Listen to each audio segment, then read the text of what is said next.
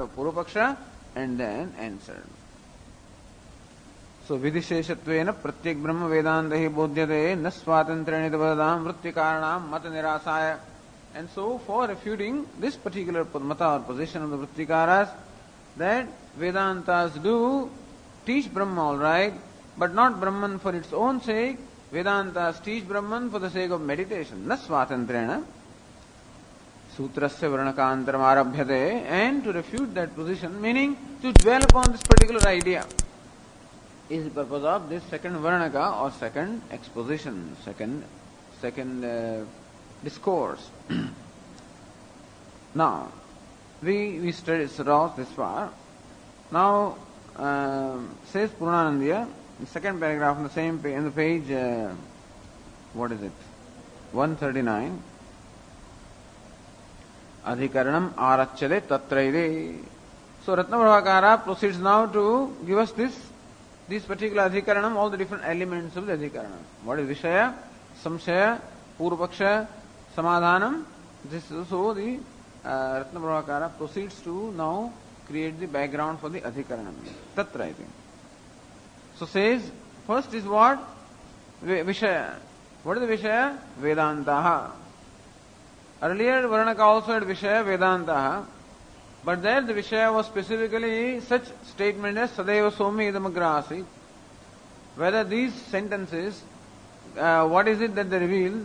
Do reveal Brahman, and they were all only presented as Arthavadas. Here the whole Vedanta is a Vishaya. In the earlier Varnaka, specific sentences dealing with what we call Spashta Brahmalinga Vakyas were the Vishayas. Here the whole Vedanta is Vishaya actually. Tatra Vedantaha ki upasana vidisheshatvena brahma bodhayanti udaswatantrena edi. With reference to Vedanta, which is Vishaya of this adhikaranam, there is some shade or doubt that ki upasana vidisheshatvena brahma bodhayanti, that Vedantas teaches Brahman all right, but do the Vedantas teach or Upanishads teaches Brahman as upasana vidisheshatvena? There is an injunction about upasana. So, mano brahmetyupasita, prano brahmetyupasita, that may you meditate upon mind as Brahman, may you meditate upon prana as Brahman. These kind of statements are there. So, this is called vidhi, injunction. This is upasana vidhi. Where vidhi or injunction or instruction is pertaining to a ritual, it will be called karma vidhi. Where instruction is pertaining to a meditation, it will be called upasana vidhi. So then the doubt is, there is Brahman being taught by Upanishads as an object of meditation, utaswatantrena, or as an object of knowledge. Brahman stands by itself as an object of knowledge, or is Brahman to be known for the sake of something else? So Brahman is to be known for the sake of meditation. This is the, or is Brahman to be known for its own sake?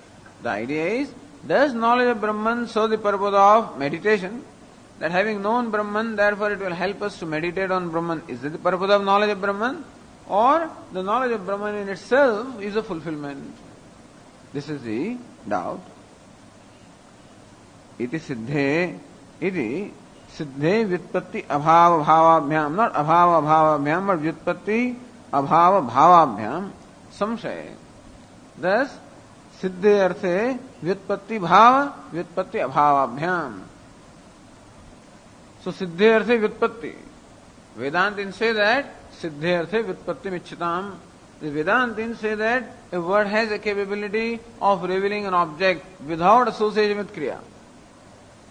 Whereas the Vrittikara says a word cannot reveal an object without association with Kriya.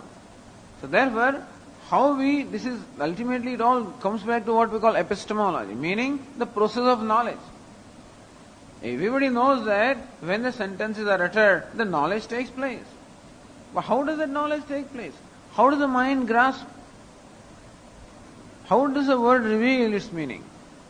So therefore, different things, they have given a great deal of thought to all these mechanisms or processes, and that's how we have these different opinions about them. So those people, the Purvamimamsaka, Bhattas and the Vedantins, who accept that a word has a capability of revealing an existent object, they will say that, not they, of them the Vedantins will say that Vedantas teach Brahman for its own sake, meaning the Brahman's knowledge is for the sake of itself, whereas the other people say that knowledge of Brahman is for the sake of upasana. The Purupaksham, Bhashyakara gives Purupaksham. Samshaya, Vishaya and Samshaya is understood. Purvapaksha is given by Bhashyakara because that Purvapaksha will enable us to understand what is Samshaya.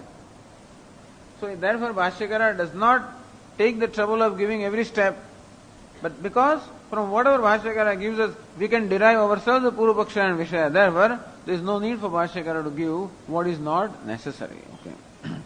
And that's the task that is performed by the Tikakaras. That from the Purvapaksha given by Bhashyakara, Tikakaras derived what samshaya and vishaya are involved there and how the adhikaranam is there. Okay. Atra apareti. So Bhashya says, page 139. Atra apare pratyavatishtante yadyapi shastra pramanakam brahma tathapi प्रतिपत्ति विधि विषयतया एव शास्त्रेण ब्रह्म समर्प्यते. Atra, when we say it, in course of our discussion in the first Varnaka, when we say that Vedantas have Tatparya or purport in revealing Brahman, this is what we, and that is how we dismiss the opinion of the Purva Mimamsakas, Bhatta Mimamsakas. When the Mimamsakas both, when we say that the Vedantas are pramanam for Brahman and not for karma, then all the Mimamsakas are dismissed. Because the Bhattas and Prabhakaras, both of them accept that Vedanta is pramanam for karma by way of Arthavada and not Brahman. So Mimamsakas are already dismissed. Now, Atra apare pratyavatishtante. Apare, the other fellows, the Vrittikaras, pratyavatishtante, stand against us. Not in favor of us, but against pratyavatishtante. Alright, they say we also accept that the Vedantas are pramanam for Brahma, alright, but in what way? Yadyapi shastra pramanakam Brahma. Shastram pramanam yasyatat shastra pramanakam. Even though Shastra is the pramanam for Brahma, or yes, Shastra reveals Brahman, tathapi pratipatti vidhi vishayataya eva shastrena Brahma samarpyate. Tathapi shastrena Brahma samarpyate. That Brahma is presented by the Shastra as what? Pratipatti vidhi vishayataya eva. Pratipatti means upasana here. Pratipatti can mean knowledge or it can mean upasana also. So here, because vidhi is here. Pratipatti vidhi. Vidhi means injunction, instruction, direction. So an instruction or adesha can be there only with reference to an action. There cannot, because there alone the kartru tantratvam is there, purusha tantratvam is there. There cannot be instruction with reference to knowledge. This we discussed earlier. That jnanam is vastu tantram and karma is purusha tantram. So only with reference to karma, there can be an instruction. Come here, don't come here, sit down, keep quiet, talk now, go out, etc. can be said only because with reference to karma. But with reference to an existent object, knowledge, there cannot be an instruction that may you know this object as jasmine. Whether I say that or not, it will be known only as jasmine, or it will be known as a flower, or it will be known as an object. May you know this as an existent object. I don't have to say that, because when I present this object, you know it, that it is there. And therefore, there cannot be an instruction with reference to knowledge. I can say, may you come and take this flower. That is instruction with reference to karma. So vidhi or injunction can only be with reference to action, whether physical action or verbal action or mental action. But instruction can be with reference to action because there is a freedom on the part of the listener whether to perform the action or not to perform action. Whereas with reference to knowledge, that the knower does not have the freedom to know this object in one way or the other because the object has to be known as it is. Therefore, vidhi can only be with reference to karma. Therefore, pratipatti has to be interpreted as upasana and not as knowledge. So, pratipatti vidhi, there are so many vidhis or injunctions with reference to upasana and vishayataya eva, that Brahma is the object of that vidhi. Object of that instruction or injunction, or object of meditation. Which meditation is the object of injunction? That is how it will be interpreted. There is a vidhi or injunction. And what is the aim of that vidhi? To enjoin meditation. And what is the object of meditation? Brahma is the object of meditation. Thus, they say that pratipatti vidhi vishayataya eva shastrena brahma pratipadyade. These people say that Brahman is presented by the Shastra as an object of meditation and not as an object of knowledge. So, Ratnaprabhakara explains, Brahmana Vedanta Vedyatvoktau Vrittikara Purupakshayandi. So, Brahmana Vedanta Vedyatvoktau, that is Sati Saptami. When it has now been said that Brahma is Vedanta Vedyam, Brahmana Vedanta Vedyatvam, that Brahma is that which is revealed by Vedanta, when that has been said by the Siddhanti, then Vrittikaraha Purupakshayandi, these Vrittikara meaning these commentators, Purupakshayandi, they now present their own paksha, their own position. They present what we call the opposing position, Purupakshayandi. That is the meaning of Atra Apare Pratyodishthante. Meaning what? Apare means Vrittikaraha. Pratyodishthante Purupakshayandi ityartha. Atra means what? Brahmana Vedanta Vedyatva Uktau. Atra is seventh case. Seventh is Brahmana Vedanta Vedyatva Uktau. Sati Saptami. Apare Vrittikaraha Pratyodishthante Purupakshayandi ityartha. Gives a meaning for us to connect the two. He says Atra means this and Apare means that. Ityartha is therefore this is the purport. Alright, what's the need for this Purupaksha? What's the intention of a Purupaksha? What is it that he wants to accomplish? Upasanatah muktihi Purupakshe Tattva jnanadevadi siddhante phalam. That according to Purupakshi, the opponent, the mukti or the moksha, liberation is upasanatah, by meditation. That meditation will create moksha. And tattva jnanadevadi siddhante phalam. While a Siddhanti says that moksha is by the knowledge of Brahman, you don't have to meditate on, you cannot meditate upon Brahman because you can meditate upon something that is different from you. Meditation is an action, and being an action always requires kartrutvam or the doership. And therefore, whenever a doership is involved, action is involved, all karakas must be involved.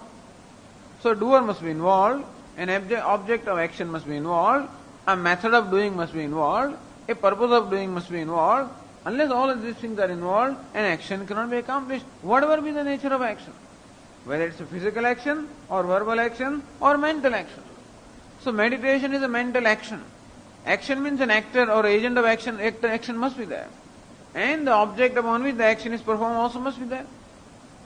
So meditation will necessarily require a duality between the meditator and the object of meditation. And therefore, we say that this is not possible in case of Brahman because Brahman is the very self. Since Brahman is the very self, how can you meditate on Brahman? For you to meditate upon something, that object of meditation must be separate from you. Since Brahman is the very self, it cannot, even if you want, become an object of meditation. Anything that becomes an object of meditation cannot be Brahman. You can meditate alright, cannot be Nirgunam Brahman. It will be what? Savishesha Brahman, no doubt. Whatever you meditate upon is Brahman anyway, because there is nothing other than Brahman. But then, what you meditate upon is Brahman with attributes. But Brahman in its ultimate sense, which is without any attributes. Jyotisham vitat jyotihi tamasah paramuchyate. So that Brahman, which is light of all the lights, because of which everything shines, and that because of which everything shines has to be a conscious entity.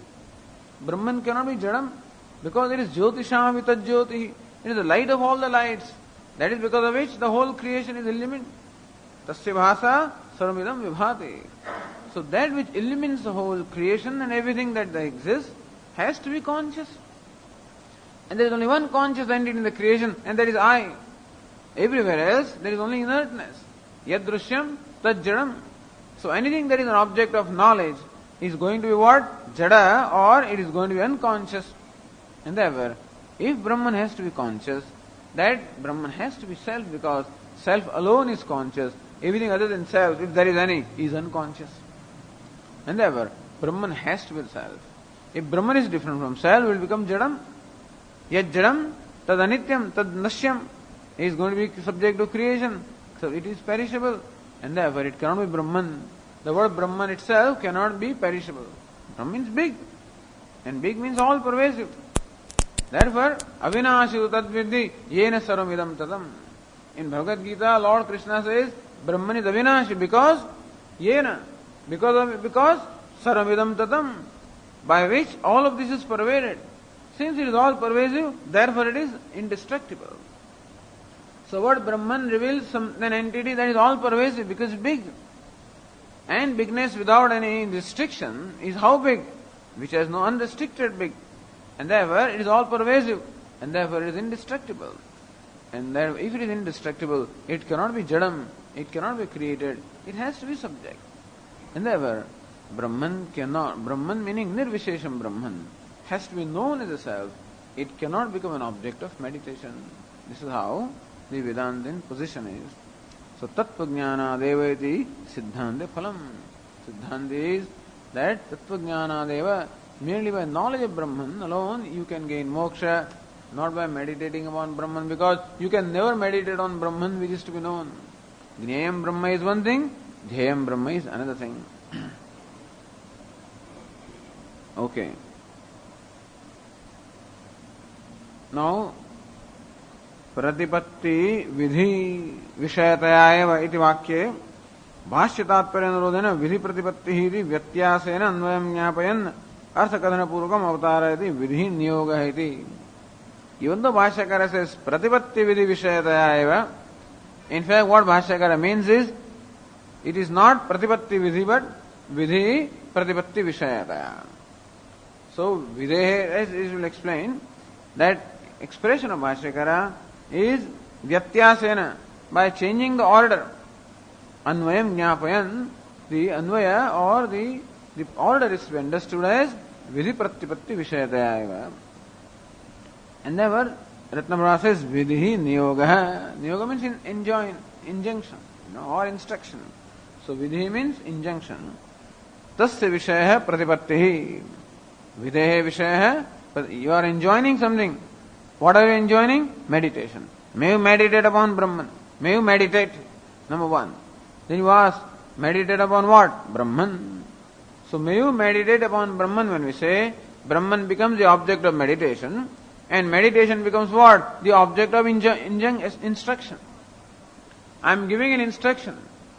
May you drink milk twice a day. Then this instruction is what? Drinking is the object of instruction. And milk becomes the object of drinking. You understand? May you drink milk twice a day, or whatever. Or may you stop drinking tea, suppose I say, or a doctor may say, Vaidya may say, That's how we had a Vaidya there. First you enter his place, he says, do you drink tea? He says, stop it, first thing. There are people who believe that all diseases come from tea, There are others who believe all diseases come from milk. And so on, everybody has their own pakshas anyway. And so, they will always instruct you the moment you enter. There is a Vaidya in Baroda, he will ask you, do you drink milk? Tea he doesn't mind, the tea is better than milk. But anyway, no milk. But anyway, when such an instruction is given, if you want to come here next time, he will say, I want to see, stop drinking milk. So there is an instruction or injunction given, what? Stop drinking. This is Pratisheda. And so, of the Vidhi or Pratisheda, the Vishaya is drinking or not drinking. And Vishaya of drinking is what? Milk. What is not to be drunk? Milk. Not water. And so, Videhe Vishaya Pratipatti. Pratipatti means Upasana. Asyaha ko Vishaya. What is the Vishaya or what is to be meditated upon? What is the object of meditation? Iti Akanshayam Satyadi Vakyehi Vidhiparehi eva Brahma Samarpyade. That the Vishaya of meditation or the object of meditation is Brahma. And where do you find that Brahman? Satyadi Vakyehi. Satyam Jnanamanantam Brahma. This is what? Vidhiparam Vakyam. This Vakya Satyam Jnanamanantam Brahma is a Vidhiparam Vakyam. Is a Vakya which teaches Brahman all right, but in conjunction with some kind of an activity, meditation, and not doesn't teach Brahman as it is. It teaches Brahman as an object of meditation. How? Tad vijignyasasva tad brahmedi. What is tad brahmedi? Satyam jnanavantam brahma. So may you meditate upon Brahman, which is satyam jnanavantam. Iti yat pratipatti vidhi vishayata eva shastrena brahma samarpade, meaning that Brahman is presented as an object of meditation, which meditation is an object of injunction or vidhi.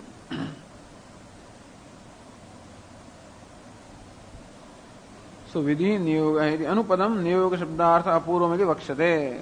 Ratnavakara is going to say different vidhi is synonymous to niyoga is synonymous to apurva. So sometimes that discussion will come. What is meant by dharma? Dharma is a particular action is called dharma, or the result of an action, that apurva is called dharma, or the result of an action is called dharma. These words are used interchangeably. And therefore all of these mean one another. And dharma is what? That instruction is also dharma.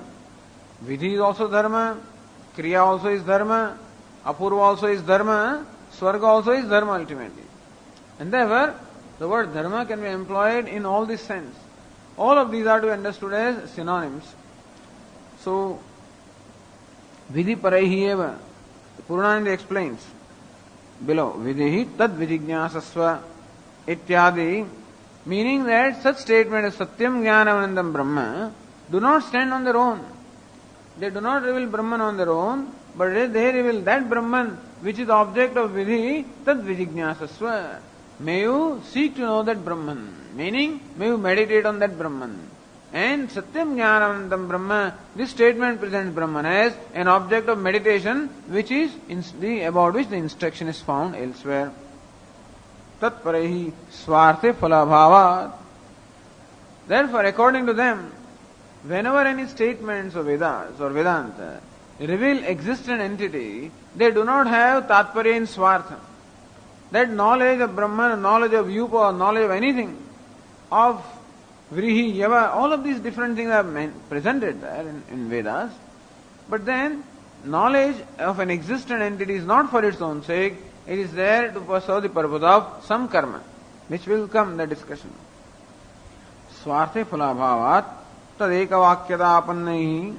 And therefore, it must have the purpose in serving the purpose of something else.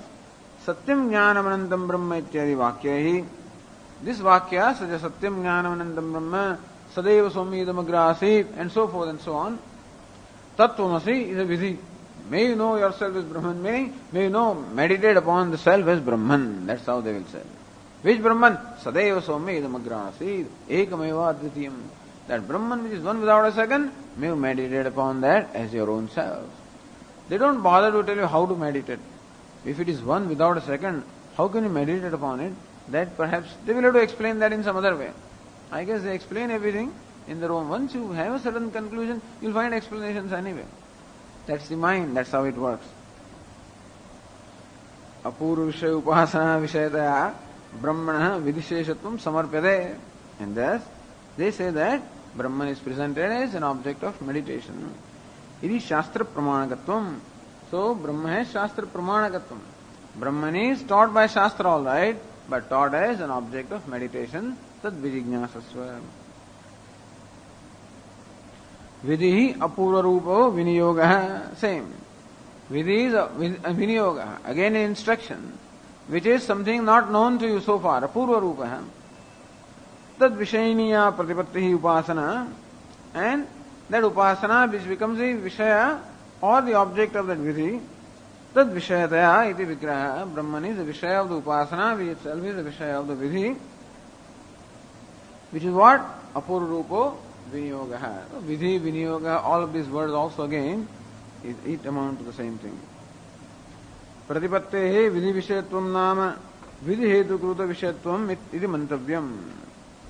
Kruti vishayatvam. So Brahman can become only object of meditation, which is a karma, and which meditation is the object of injunction. This is how it is to be understood. Okay. Now continuing, Says Ratnaprabha in the last line on the page 139. Oh, it's already Vidhi Vishaya, Pratipatti Vishayataya Ityartha. We already discussed that.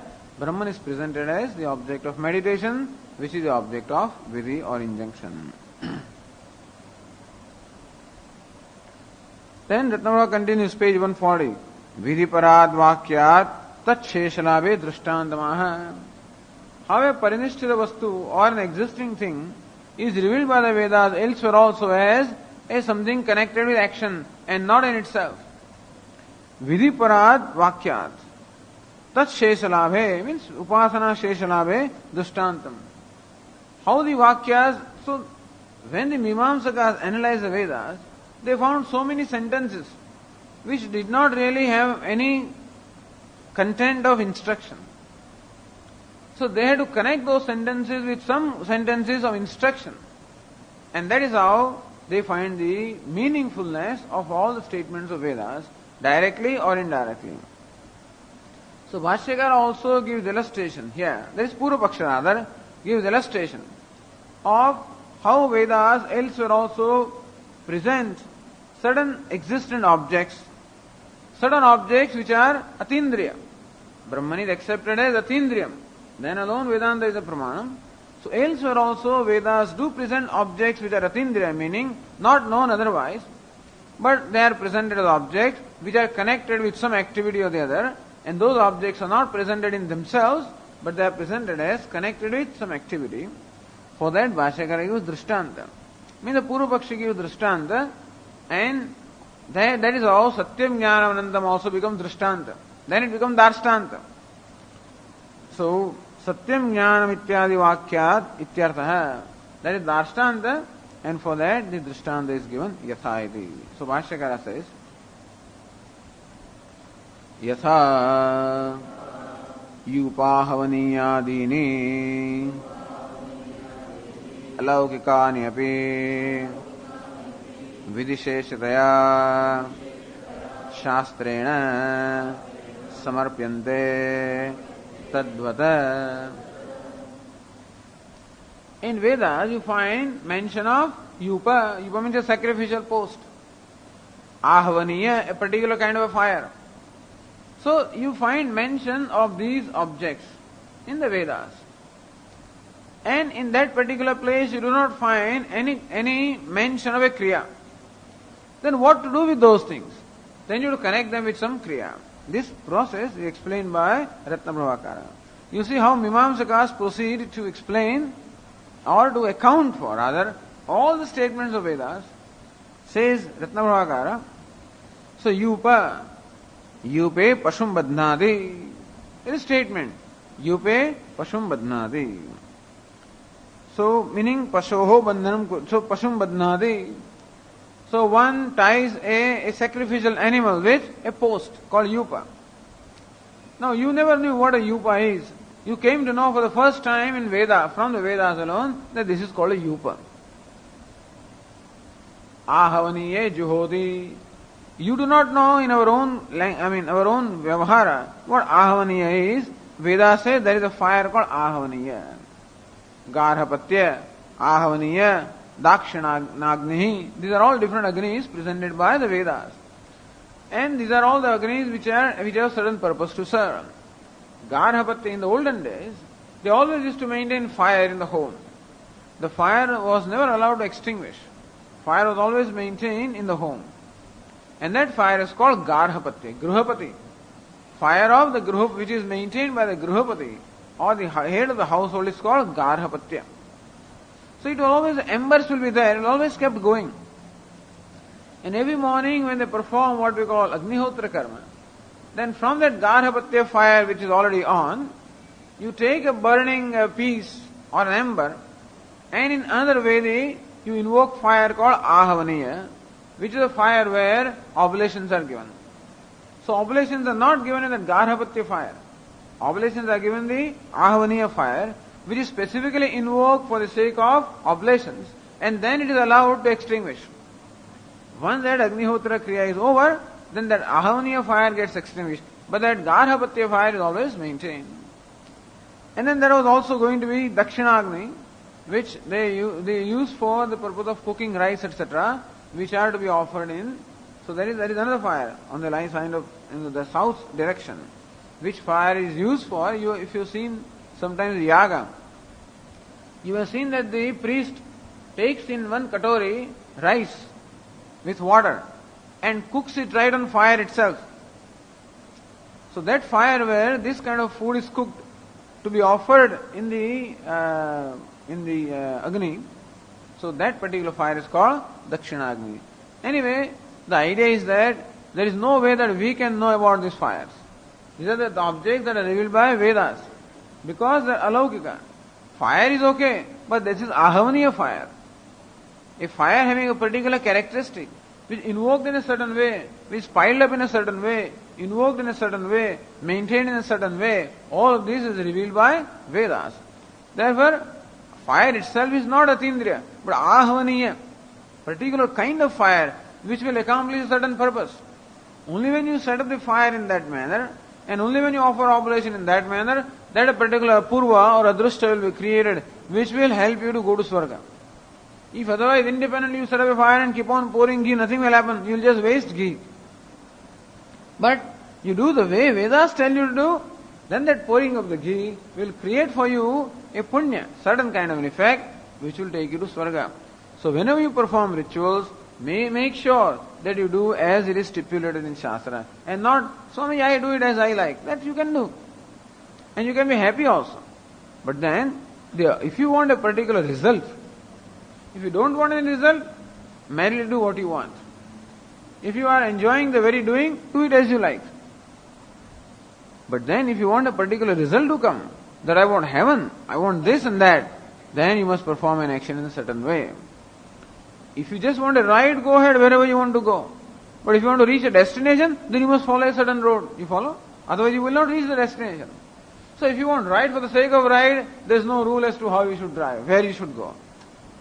But if you want to reach a destination, necessary that you must go in a particular way.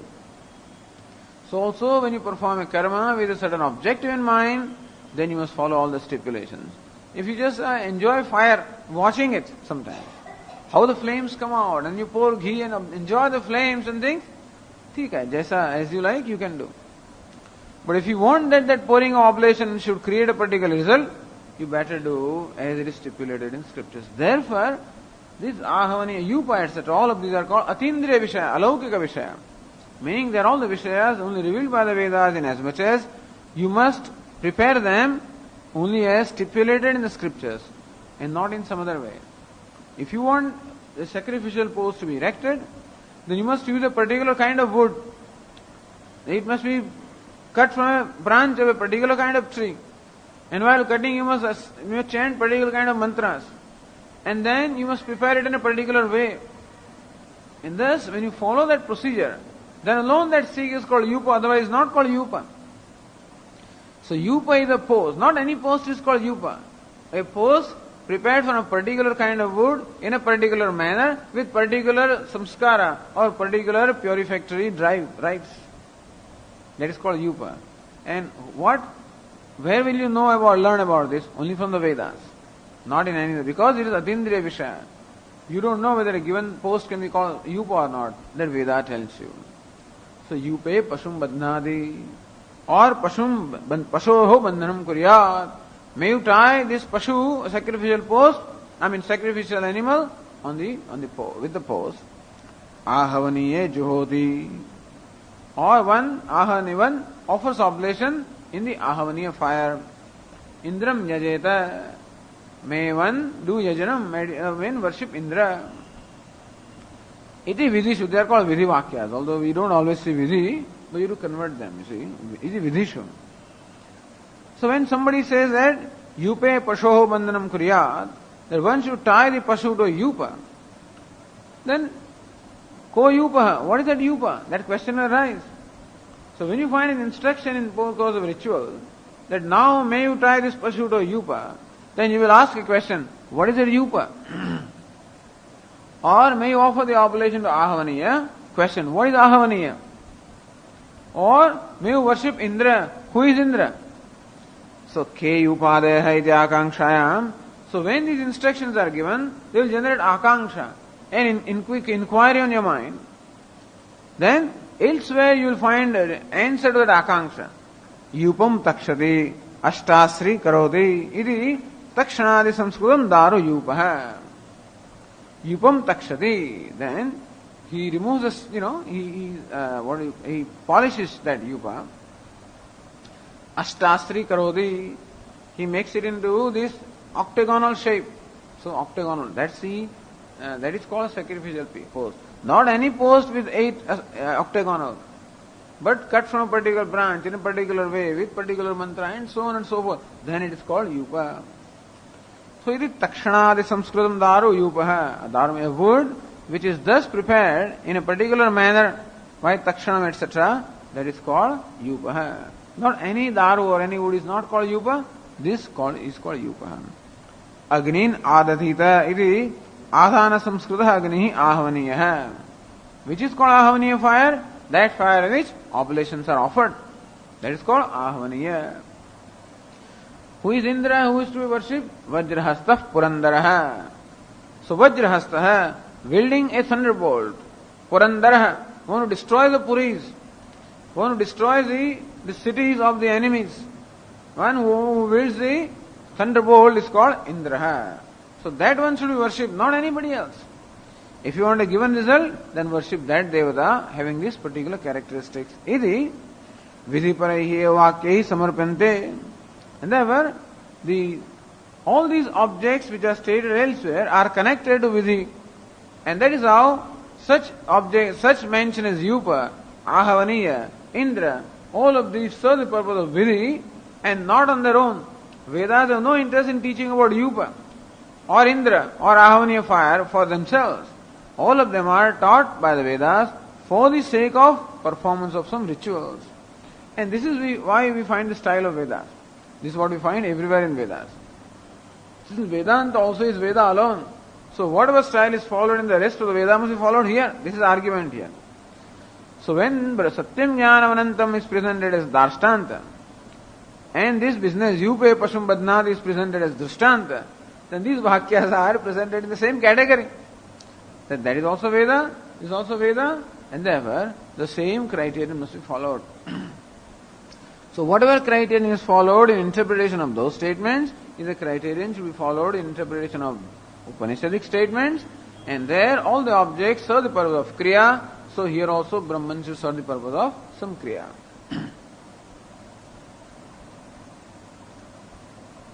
Look at Purnanandiya. Vidhivakyani udaharitya tatparani vakyani udaharati. There are Vidhivakyas and Tatparavakyas. Meaning the Vakyas that help you to fulfill the Vidhi. Vajrahastah Purandaraha. That Purandara is the Vishaya of the Vidhi. Indram Yajeta. So Indram Yajeta is the Vidhi. Of what? Yajana is what? The Vishaya of the Vidhi. And Indra is the Vishaya of Yajanam. And who is Indra? Vajrahastah Purandaraha. This is how the style is. Then Vidhi Vakyani Udahar Tat Parani Vakyani. The second class of Vakyas, not Vidhi Vakyas, but those which help fulfill the Vidhi. So Yupam Takshadidi, Yupe Pashum Badnadidi Vidho, Yupaha Kahiti Akanshayam, Yupam Takshadidi Vakyena, Takshanadi Sanskritam Daru Yupahaidi, Tasya Yupasya Vidisheshatvam Bodhyate Yatha. We already discussed that. So how that Takshanam, meaning what do you call it? The sawing of the wood, So wood that is sawed in a particular way and made octagon, so that is called Daru. That's called Yupa. Vidish Yupasya Vidisheshatam Bodhyate Yatha Tatha Tad Vijijñāsasvaiti Vidhau. So also we find in Upanishad, Taittiriya Upanishad, Tad Vijijñāsasva. Yato vayamani bhutani jayante. Yena jatani jivanti, yat prayante abhisamvishandi, tad vijijñāsasva, tad brahmeti. He says yataha yataha yataha. Doesn't say what. Which is that Brahman? What is it from which creation arises? Satyam Jnanavanantam Brahma. That's fulfilled by there. And so, kim tad Brahma iti akanshayam satyadi vakyena Satchidanandam Brahma iti Satyam Jnanavanantam meaning Satchidanam Brahma iti Tasya Brahmana Vidisheshatvam Bodhyate. Thus we find that Brahman, which is Satchidanandam Brahma, is Vidishesham, meaning which serves the purpose of Vidhi or injunction pertaining to Upasana. Satyadi Vakya Swartha Phala Bhavat, because Satyam Jnananandam doesn't have Phala in Swartha in itself, has Phala only with reference to Vidhi. So Sheshatvam Sfutikaro Vidhipara Ityadina. In what manner Vidhiparatvam is there? That Ratnavara explains. Vidhipara Vakyasyapi Anyartha Bodhitve Vakya Bhedasyaditi Shanka Nirasartham Api Shabdaha. This Vajrahastha Purandaraha. Now you are saying that this Vakya serves two purposes. Vajrahastha Purandaraha means describes Purandara or Indra who wields thunderbolt. And also you say that this Vakya presents Indra as Vidhi Vishaya. So this particular Vakya seems to be doing two things. Presenting Indra having a certain description and also Indra as an object of a particular Vidhi of worship. That means this particular Vakya conveys two meanings. That is called Vakya Bheda. Every statement should be unambiguous and should only convey one meaning and not two meanings. Whenever you want to communicate, make sure that what you say is clear, not ambiguous. That your statement can be interpreted this way also and that way also. In that case, that statement will not be called Pramanam, because if both the interpretations are equally valid, then you do not know which interpretation is right. Therefore, there must always be a primary meaning of every word, a primary meaning of every sentence. There can be two primary meanings. A sentence must have only one primary meaning. A secondary meaning can be there, but there cannot be two primary meanings. If two primary meanings are there, then that Vakya can be understood whichever way you like, in which case it will not convey the meaning that is sought to be conveyed. And therefore, if you say that this Vakya Vajrahastha Purandara presents primarily Purandara as a particular deity and also presents Purandara as an object of meditation, Vidhipara Vakyasyapi Anyartha Bodhitve, it teaches you about Purandara, also it teaches about Purandara as an object of worship. Vakya Bhedasya, then this Vakya Bheda meaning, this Vakya has more than one meaning. Iti Shanka Nirasartham Api Shabdaha. Alaukikani Api. Api Shabda is what? Manantara Ajnatani Api. Meaning, Alaukikani means what? Manantara Ajnatani Api. Those Vajra, Purandara, etc., which cannot be known perceptually, etc. Sheshataya Uchchande na Pradhanatvena. So Vajrahastha Purandara presents Purandara as primary object of knowledge and secondarily presents Purandara as the object of meditation. So there are not two primary meanings. One meaning is primary and second meaning Vidisheshatvam is secondary. Therefore, the Vakya Bheda is not there. This is the argument here. So, Manantara Ajnatani api Sheshataya Uchchande na Pradhanatvena na iti na Vakya Bhedaha Pradhanartha Vedasyeva Vakya Bhedakatvat. Only when two primary meanings are possible, then alone we will say that is Vakya, that defect is there. One is a primary meaning, other is a secondary meaning, then it's okay. ननु तथापि सत्यादिपदानां मानांतरवेद्य ब्रह्मबोधकत्वाद् वाक्यभेदो दुर्वारः इत्यतः मानांतर इति. So also सत्यादिपदानां मानांतरवेद्य ब्रह्मबोधकत्वाद्, you say satyam jnanam anantam brahma is a vakya that serves the purpose of a upasana, and also it presents Brahman which is otherwise unknown by any other means of knowledge. If that vakya presents Brahma in two ways, then vakya bhedaha durvaraha, that defect will be there. That is a manantara. So, meaning that Brahma is presented primarily as Satyam Jnanam Anantam, secondarily as the object of meditation. That's the idea there. Alright, continuing. Nanu ukta shadvidalingaihi tatpare vishayasya brahmana kuto vidisheshatvam. But earlier we already discussed that when you analyze the tatparya or purport of the Upanishad, by the Shadlinga, Upakrama, Upasamhara, etc., it is very clear that Brahman is primarily the object that is revealed by Vedantas. Then when Vedantas reveal Brahman as the primary object, then how do you say that Vedanta reveal Brahma also as an object of meditation? How can you say that? Brahmana kuto vidisheshatvam iti shangade Kutaha iti. Bhashyakara himself asked this question. Says here, Kutaha etata pravritti nivritti prayojanatvat shastrasya. Kutaha etata. How do you say that Brahman is presented by the Upanishad as an object of meditation? Kutaha etata. How do you say that? Not because of the nature of Brahman, not because of nature of statement, because nature of Shastra. See how they go roundabout way. If you analyze nature of Brahman itself, then you will know yourself that Brahman cannot become object of meditation. But they don't analyze Brahman that way. It says, pravritti nivritti prayojanatva shastrasya. What is the prayojana of Shastra? What is the purpose of Shastra? Pravritti or nivritti. To engage a person into an activity or to prevent a person from some other activity is all the purpose of a Shastra is.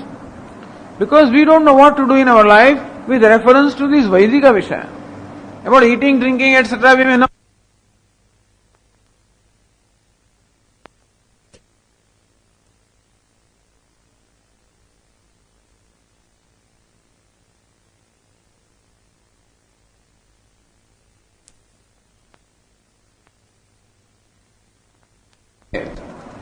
You like to drink alcohol, but they say, Suram na pibet.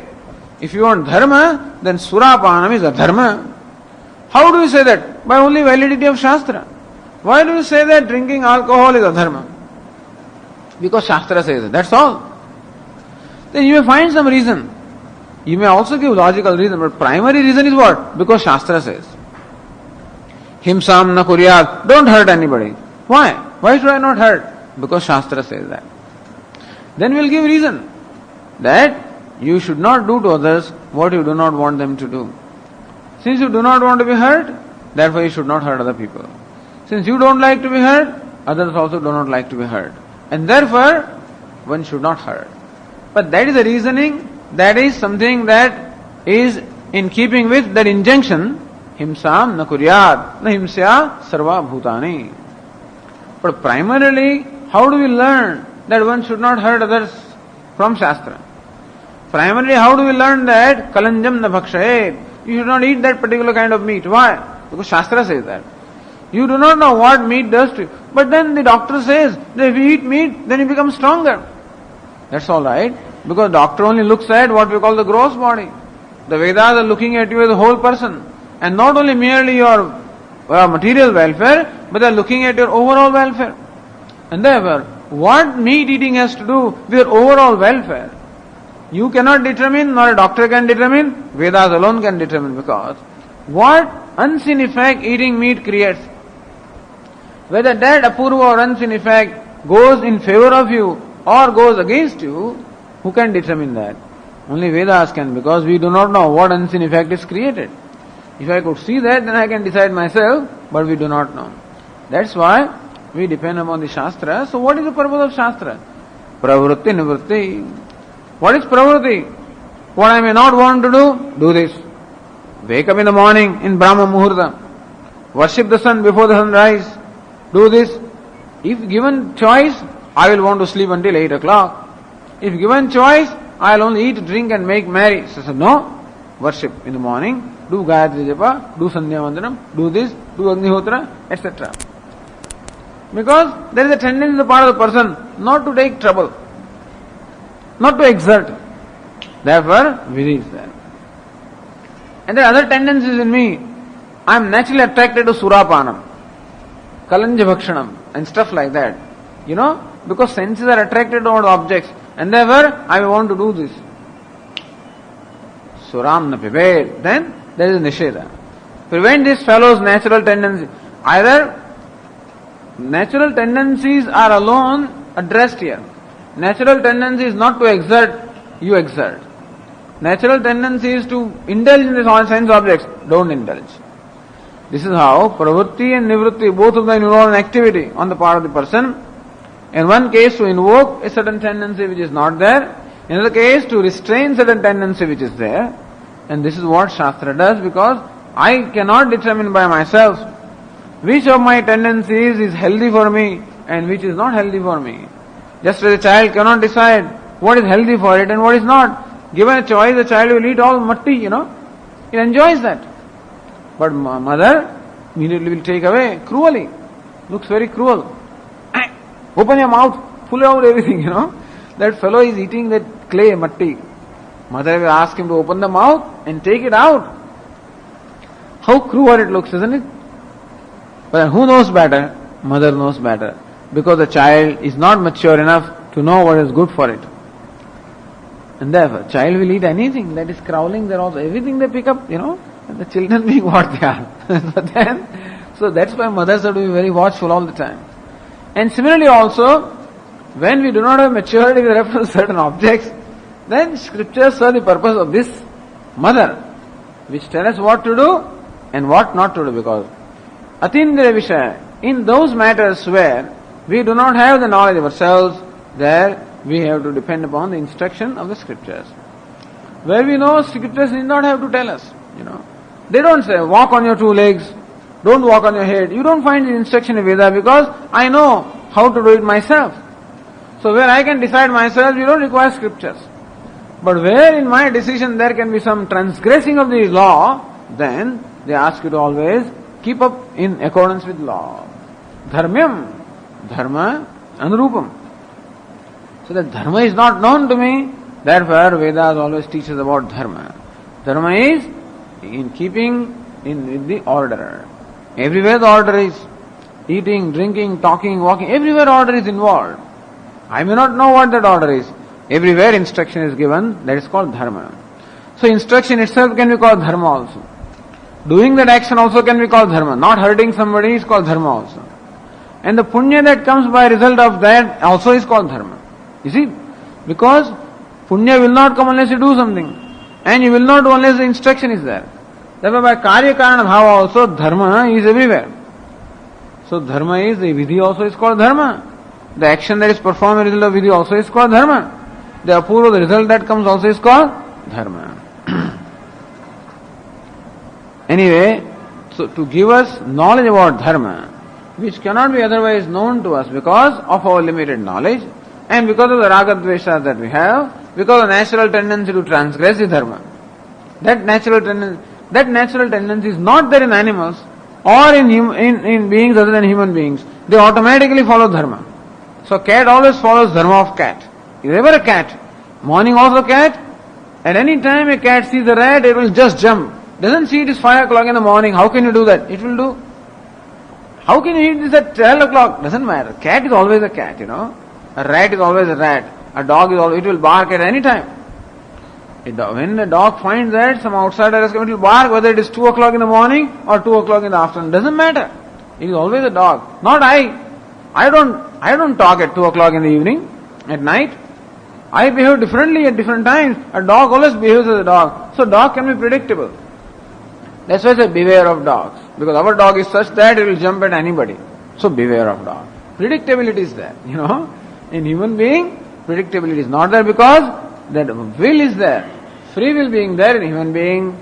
When freedom is there, ankusha is necessary, unfortunately.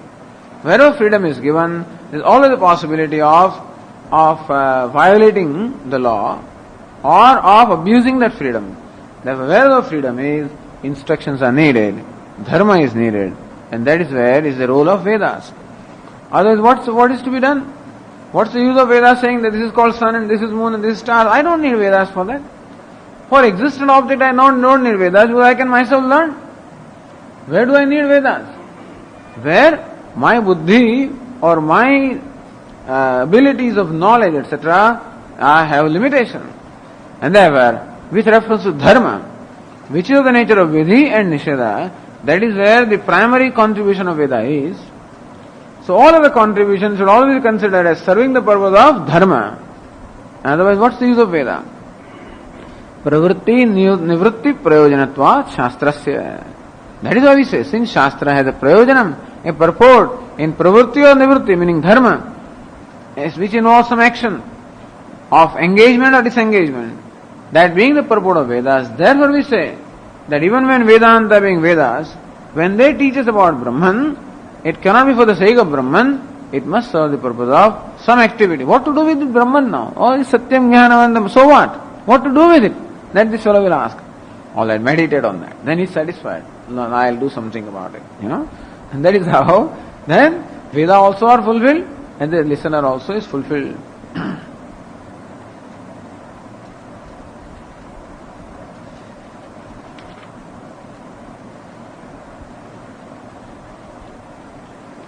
And that is what Ratnaprabhakara explains in the page 140. Kutaha iti.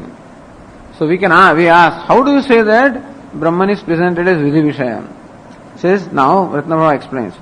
Vruddha vyavaharena hi shastra tatparya nischaya. As we said earlier, the tatparya nischaya of the shastra is done in the same manner as tatparya nischaya of laukika vyavahara. Meaning, when the Vedas teach us something or talk about something, they follow the same method that is followed in Laukika Vyavahara. The words of Vedas mean the same thing that we mean in the Laukika Vyavahara. Otherwise, you will never be able to understand Vedas. And therefore, in whichever way we understand the meaning of words in our day-to-day business, transaction, in that manner alone the words of the Vedas also is to be understood. And therefore, Vruddha vyavaharena hi shastra tatparya nischaya. A child is learning by Vruddha vyavahara.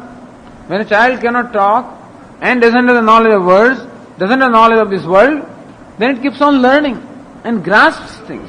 How does it grasp? Vruddha vyavaharena, by the vyavahara of the elders. That is why elders should be very careful whenever they conduct themselves in presence of a child. Don't think the child does not understand. Oh, this fellow does, this is so little. He does not understand. And then the parents keep fighting with it. All kinds of things happen. Like mother and father, they fight, argue, do all kinds of things in presence of that child. Thinking that child does not understand. He understands in his own way. Father means fight. Mother means weep. This is how the child will learn. So he always sees father as aggressive. So whenever you utter the word father, child will understand what? Aggressive. So father means he will always think like this. When is the mother? Weeping. So mother will always involve what? Pity in his mind. Hey, this is how the child observes things. Then this is how the child will learn. So understand, all learning takes place by Vruddha Vyavahara. How the child learns, God alone knows. But they have tried to understand. Now we have to understand this. So Vruddha Vyavaharena hi Shastra Tatparya Nischaya.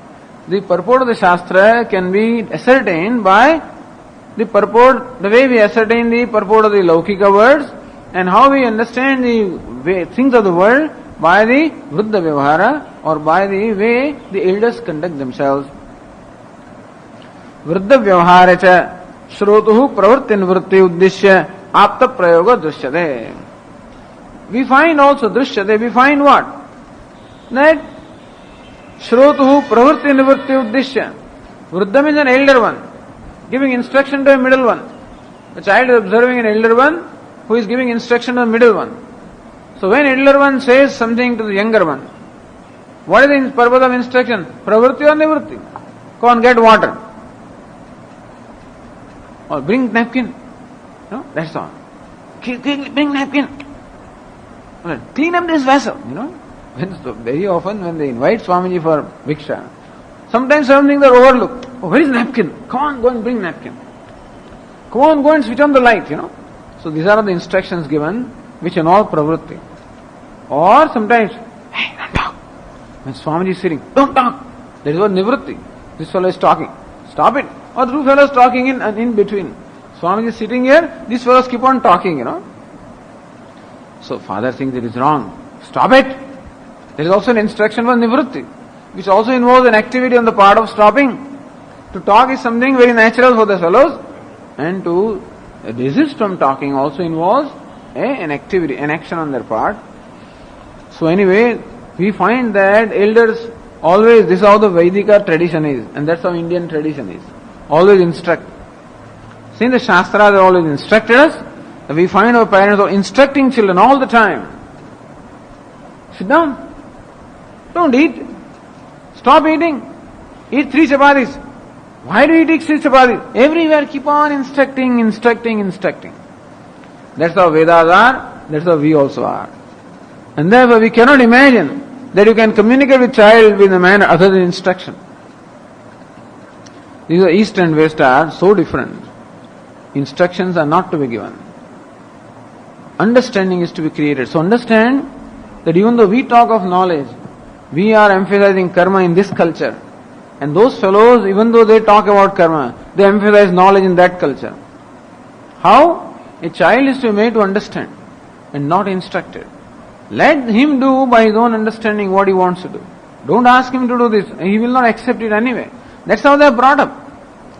Children are not like that when they are born. That's how they are brought up. They do something only when you understand. So they will not take instruction from anybody. Whoever they are. They will not take instruction. A child will do something only when it wants to do. Yes, by threat you can make them do. That's what parents do there also. They get fed up because you can never reason with children. You keep on giving reason, they keep on arguing, and there's endless things go on, and therefore you have to do this or thrash him. So it's not that the Americans don't beat their children. They do also beat them and they abuse the children. That's another problem of child abuse. So children are told, if your father beats you, call police. So children, little ones call police. That's what happened. A 5-year-old will call police, and his father will be arrested. Why? Child abuse. Abuse happens because of very training. Because child is taught not to take instruction and do what it wants to do. Ultimately, these fellows get fed up. And therefore, they get tired and fed up and it's a do it or get out. A day comes when the parents say, get out. Or a day comes when the child says, I will get out. Thus, in United States, every year, hundreds of thousands of children, they leave home. They are homeless children. What is the nature? Two kinds of fellows are there. The throwaways and runaways. Half of them are thrown away by parents because they cannot put up with them. Other half are run away because they cannot put up with parents. But then they cannot put up with, because where personal freedom is emphasized, you cannot put up with anybody. That's why dharma is emphasized here. Putting up. You put up so much, that you get destroyed in that process. That's another problem. Those fellows do not put up and they destroy each other. He will not be destroyed, but he will destroy others. Here we put up so much that I will be destroyed, others are not. Destruction is there anyway because both are extremes. What you require is actually a balance, which you don't find in either way. We don't find it here, we don't find it there also. There the instructions are of a different nature, here the instructions are of a different nature. Here we said, don't listen to that, don't do that. People will be surprised. Swami chadhave je badane, Swamiji. So when some woman goes to Swamiji, says, Swamiji, my husband says he will not accompany me. I want to go to listen, I want to attend classes, and he wants me to go someplace else. Forget it, says, throw him out. Swami, you don't have to listen to him. Now suppose if this kind of advice is made public, which I am doing right now, you will feel what?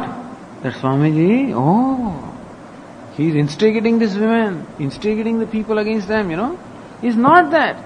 For the whole of your life you put up and put up without desire to put up. You see, it's alright if you put up happily. Nobody puts up happily. They put up because they have to put up with it. And then keep on suppressing and killing themselves.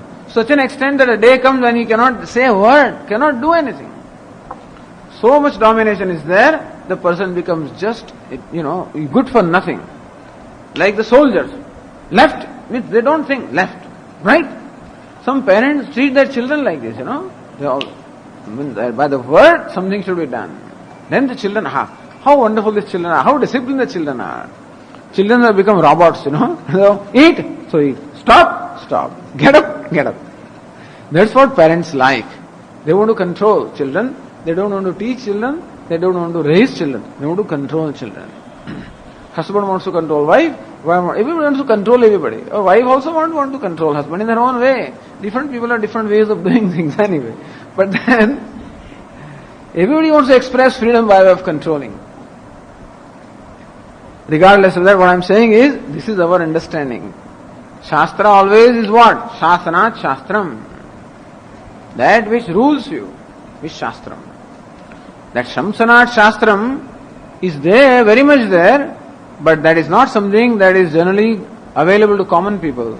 Shastra that is available to common people, and through all the discourses and instruction is do's and don'ts. You go to all the kathas, You are told what to do, what not to do. And people are happy also because that is psychology. So you tell us to do something, you tell me what I should do, that's all. They don't want to be bothered with reasoning. Tell me what to do now. Don't keep on talking for 2 days, and then say ultimately. And then also you don't tell me what to do. So they come to the class hoping for some instruction. They don't find it at all, they get frustrated. Swamis never tell them what to do. And people want to know, that's why they like the kathas. They will clearly told, do this, do that. Wake up at this time, do this many malas, eat this, on this day you do that. Very convenient to follow. Because that is how we are brought up. Do that in America, it will not work. But do it here, here this does not work.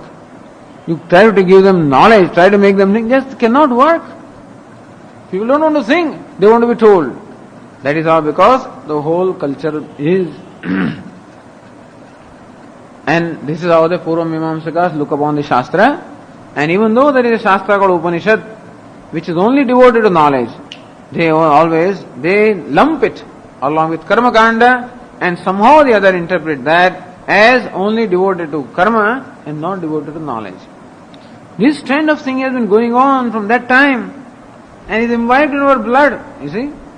Therefore our great leaders also say, karma karo. It is true that most people require that also. But then you cannot just lump everybody in that. There may be some fellow, Manushyanam Sahasreshu, somebody is there, his purpose is not served. Just forget about him. There are 9,999, so they are only good for work. So tell them. And this is true also. But Upanishad addresses that one rare fellow. And the Karma Kanda addresses those other 9,999. But anyway, we come back to our Vruddha Vyavahara. The idea is that, why important area of the discussion is that Vruddha Vyavahara is so important. The way we conduct ourselves is so important. So important. Children, everybody is a child in one way or the other. And so gurus become Vruddha, the disciples become children.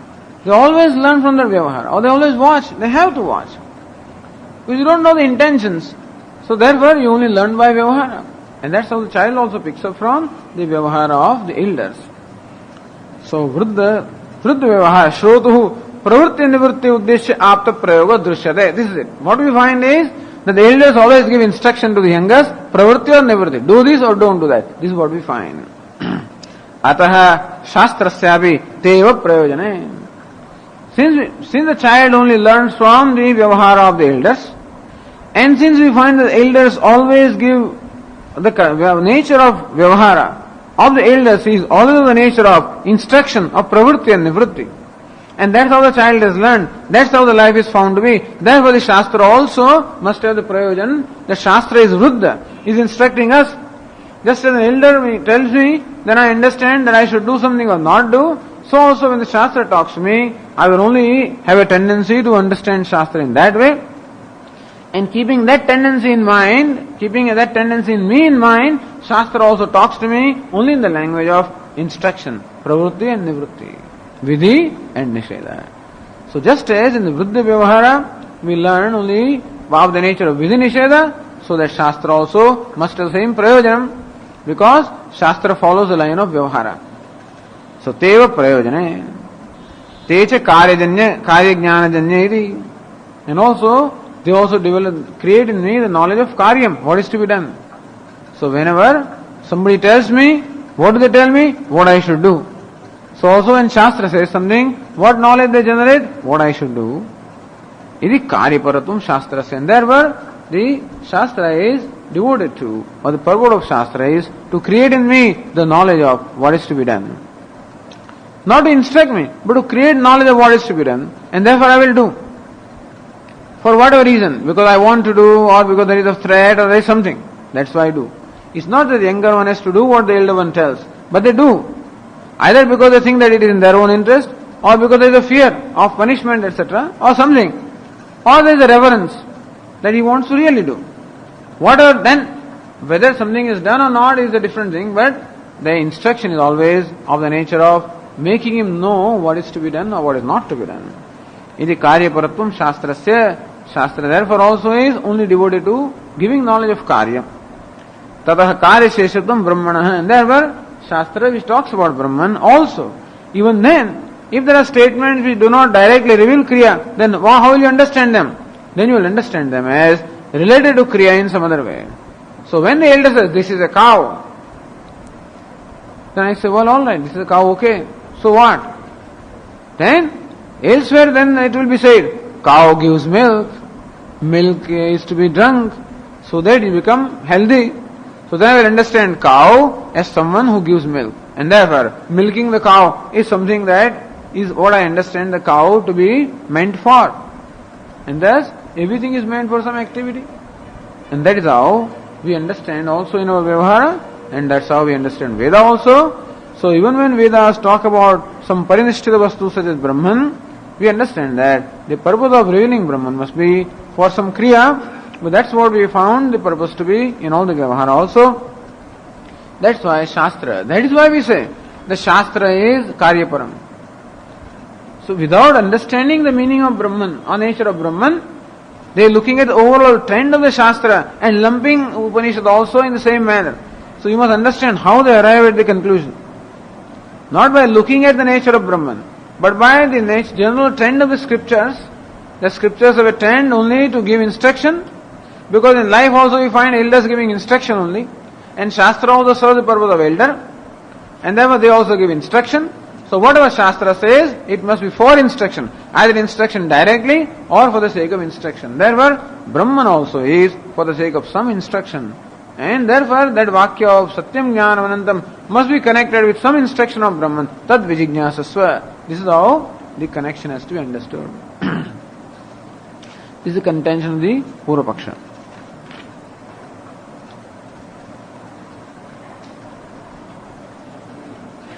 Om Purnamadah Purnamidam Purnat Purnamudachyate Purnasya Purnamadaya Purnameva Vashishyate. Om Shanti Shanti Shanti.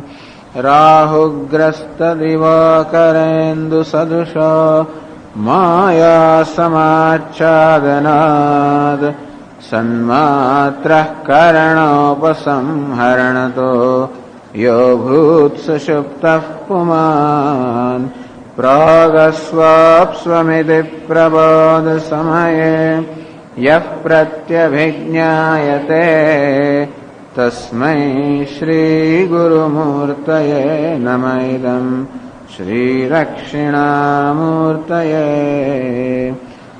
Om Atha Om Atha Om Atha Tattu Samanvaya. Read from page 138, 39.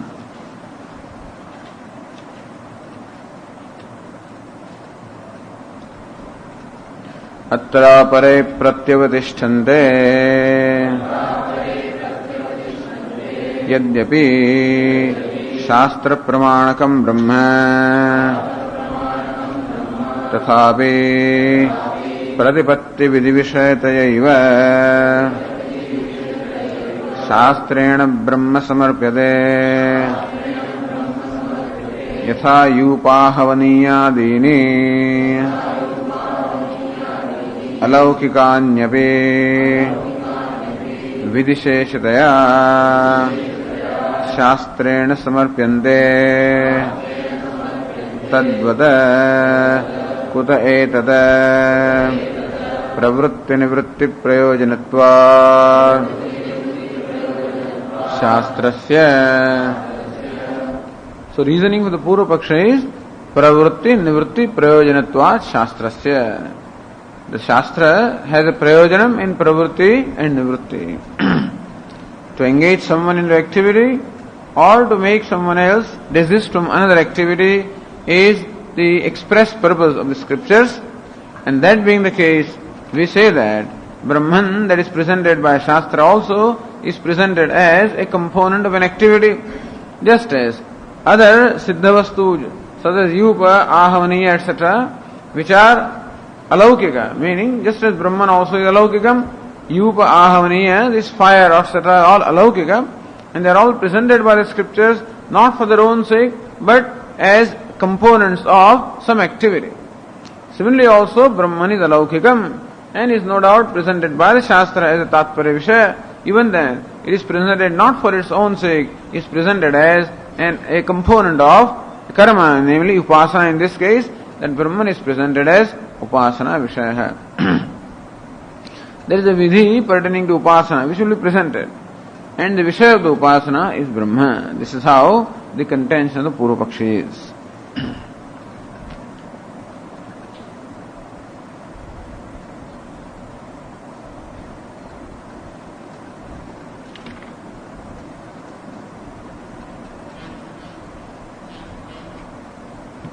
For example, on page 141,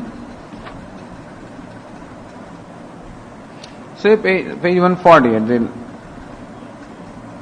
Nanu Ukta Shadvidlingai Tatparya Vishayasya Brahmana Kuto Vidisheshatvam Iti Shankade. We said yesterday that when we have the Tatparya Nirnaya with the help of the Shadlinga, Upakrama, Upasamhara, etc., that Brahman is the Tatparya Vishaya of Vedas or Vedanta.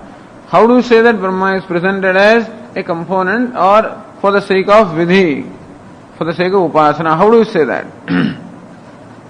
So they are not looking at the Vakyas of Upanishad.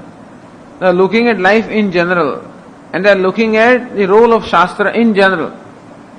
The role of Shastra in our life is to guide us, to make us aware of Dharma, which is Atindriya. So Dharma, as we say, it is a fundamental order in the life, of which the human being does not have the knowledge because the human being's intellect is limited. And therefore there is no way that we can ever determine what is a proper thing in a given situation, particularly when it comes to various rituals, etc. Or particularly when it comes to determining the ends like Swarga. What is the action to be performed and how it is to be performed, there is no way that we can ever determine. And that is why, with reference to Dharma, and that is what Scriptures has to tell us. So the express purpose of Scriptures is to teach us Dharma, so that we can conduct ourselves properly, and also to make us aware of Adharma, so that we can refrain from doing that which is improper. And that is how Dharma, being the means for the ultimate fulfillment of our life, a person attains fulfillment in life as a result of the knowledge gained from the Vidhi and the Nisheda of the Scriptures. So this is how they look upon the role of Scriptures in the life. Therefore they say. So Tatparya Nirnaya is okay, it can be done differently.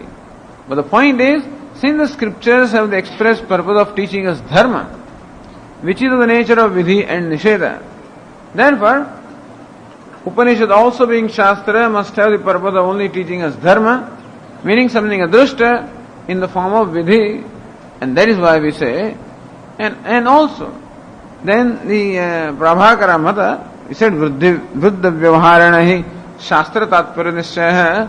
In life also we learn from the way the elders conduct themselves. Vriddha Vyavaharacha Shrotuhu Pravritti Nivritti Uddishya Apta Prayoga Dushyade.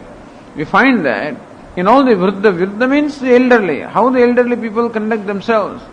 That when an elderly person directs or gives instruction to a younger person, we always find the instruction is either for doing something or for keeping away from something. So when the elderly person finds that the younger person is going to do something which is harmful, says don't do that. Or when the elder person feels that the younger person should do something which is beneficial to him, then he will say do that.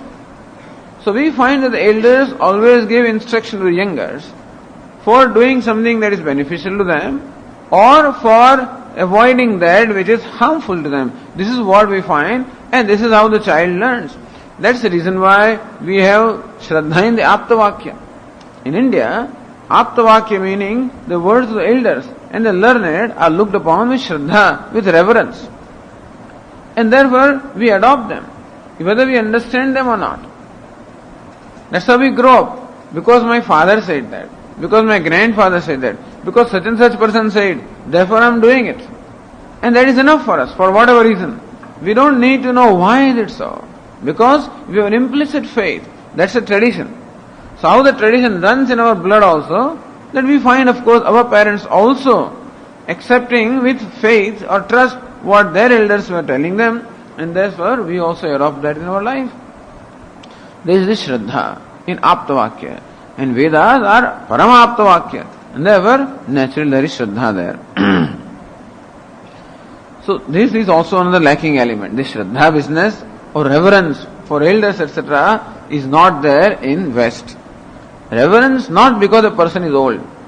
Reverence not for any reason. He has to prove himself. For me to have reverence for someone, that person must prove. In India, it is enough that you wear a certain cloth, you automatically gain reverence of people. That you grow to a certain age, that itself is a qualification for you to gain reverence.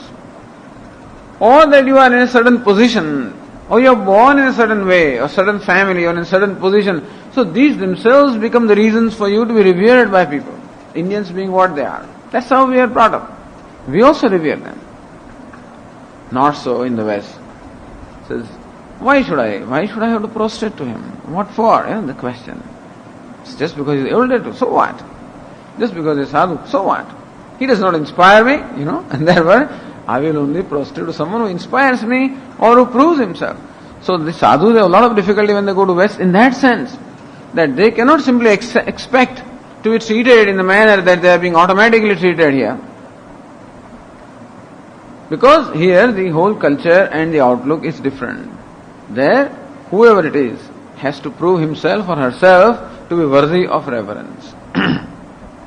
Well, anyway, therefore the reverence is lacking there. And therefore also that denies you the opportunity of learning what you could learn. After all, it is not that there can be reason for everything. That there are many things like dharma itself is something that you have to accept because it is told. And very often, a lot of things we can discover the validity only by actually doing them. So when you eat this, when you take a certain kind of food, then you discover. Like in winter season, when you are eating certain nourishing food, you eat it, then discover that it is nourishing. Otherwise, how will you know? Milk you drink, then find out that it nourishes you. Now, you first prove to me that milk is nourishing, then I'll drink. Now what happens when you ask this kind of questions and insist? There are many things that we do not know or we cannot prove, but there are many things that are learned from experience. And so their experience alone is criterion. That the elders have experienced certain things, and from their experience they are saying. But when rationality, meaning the reason alone commands, then all of these things are dismissed. And therefore, a Western person will dismiss instruction, dismiss order, dismiss reverence. He will always want reason. It's a very mechanical thinking, and don't think that this is wonderful. Very mechanical. Reasoning, this is a mechanical behavior. Just as mechanically we also do what we are told to do. Mechanically they dismiss what they are told. It's both are extremes as we say. And therefore, not that I am presenting that as a desirable system or anything. I am just telling you that this is not everything in the world. That's all I am saying, That what we are doing or the way things are in India is not necessarily how it is everywhere. And therefore, if you go abroad, you may have a lot of difficulties in presenting certain ideas here if we are not able to present certain reasoning that should go with it. Anyway, here how we are learning. Vruddha vyavaharecha shrotuhu pravritti nivritti uddishya apta prayoga drishyate. We find the elders are conducting themselves in a given way, and therefore we automatically adopt the same method in our own life also. Atha shastrasyapi teva prayojane. Teva prayojane means what? Vakya prayojane pravritti nivritti eva ityartha. Therefore Shastra also, when it tells us something, the purpose must be in pravritti or nivritti. To guide us into doing something that is beneficial to us, or to desist us from something that is harmful to us. That must be the purpose of Shastra also, because that is what we find is the purpose of all the elderly vyavahara. Don't do it. Do it. Go there. Things like that, And so this is how we find elders doing. And therefore, that is how scriptures must be also doing. Teja, this pravritti nivritti, teja karya jnana janye. Says Purnanandi on the page 141, Jyotishtomena ityadi shastram, Jyotishtomena swarga kamo yajeda. The one who is desirous of swarga must perform and seek to attain swarga with the help of Jyotishtoma, a particular yaga. ityadi shastram dharme pravrutyartham. That shastra, meaning that statement of the scripture, there shastra is vidhi and nisheda. In Vedanta, shastra is mahavakya, as we said earlier. For Mimamsaka, the karma kanda is, shastra is of the nature of vidhi and nisheda. So that shastra engages you into performance of a jyotishtoma karma for a person who is desirous of heavens. And this dharme pravrutyartham, that's called dharma. Jyotishtoma is dharma because it is told by shastra. And so it must give rise definitely to its result. And that is how shastra engages us in the performance of such actions as jyotishtoma. Otherwise, you and I would never be able to determine how to go to Swarga. And so, Shastra gives us the means for that. Adharma nivrityartham cha pravrittam kalanjam na bhakshayet. Don't eat meat when they say adharmat nivrityartham cha pravrittam. This instruction, which is called the nisheda, which forbid us or which prohibit certain things, are also meant for desisting or for avoiding or for refraining from doing something that is harmful, that is adharma. Tasmateva shastrasyavi prayojana iti bhava. Therefore, this pravrutti and nivrutti must be the prayojanam of shastra also. This is the inference we draw, arthapatti, from the vruddha vyavahara. Since the vruddha vyavahara is found to be always of the nature of instruction, for the sake of pravrutti into desirable and nivrutti from the undesirable, therefore, Shastra also being a Vakya, an Apta Vakya, therefore the purpose of Shastra also must be to engage in desirable, disengage from undesirable. Techa Karya Jnana Janme. That Purnananda explains that expression. Karya Jnana Janya. That Karya Jnanam is created in us. When somebody tells us do this, then it creates in me knowledge that I should do this. Bring a glass of water. When that statement is made, what does it do? It creates in me this knowledge. Hey, I should bring that water. So how does that knowledge take place? That process is explained here. Dharmo mat kriti sadhya is dharme karyatva jnanena.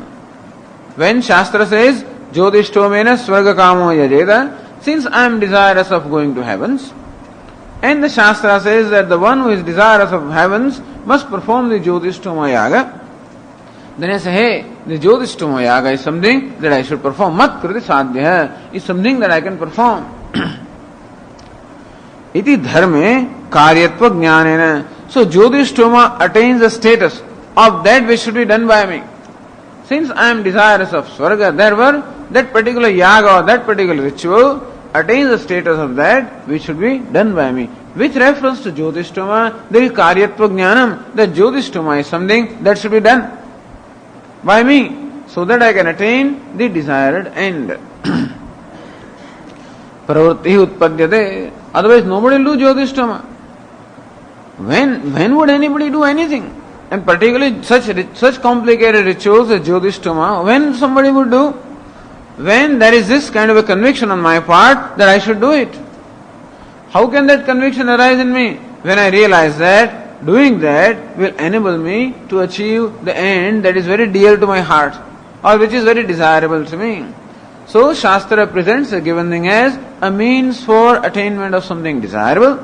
And I realize that this is a means for attainment of something that I desire, then I say, hey, this is something that should be done. That is called Karyatva Jnana. Karya means that which should be done.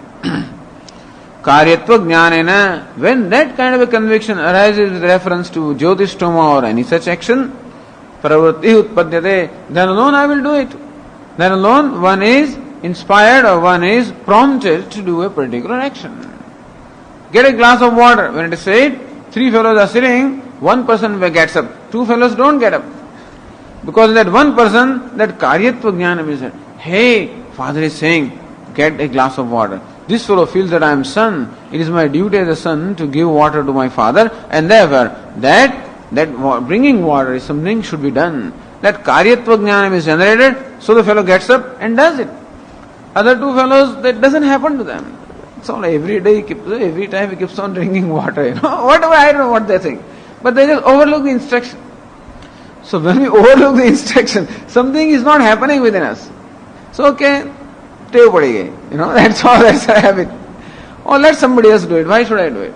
I don't have time. And things like that. So, karyatva jnana is not generated. And therefore, people are not prompted to do things. You keep making announcements, sign up sheet, that there are so many things to be done. And therefore, please sign up. No sign up. So, alright, somebody will do it. Why should I do it? I have no time. Or whatever it is. And therefore, that I should do a given thing, that karyatva jnanam, or that it should be done by me, mat kriti sadhyam. Not only it should be done by me. Yes, this should be done. But somebody else will do it. Then it is not enough. It should be done and done by me, mat kriti sadhyam. When that knowledge, conviction is generated in me, then alone I will be prompted to perform the action. Or somebody threatens me also. If I feel threatened, if I don't do a given thing, then I stand to lose something. Then also we do.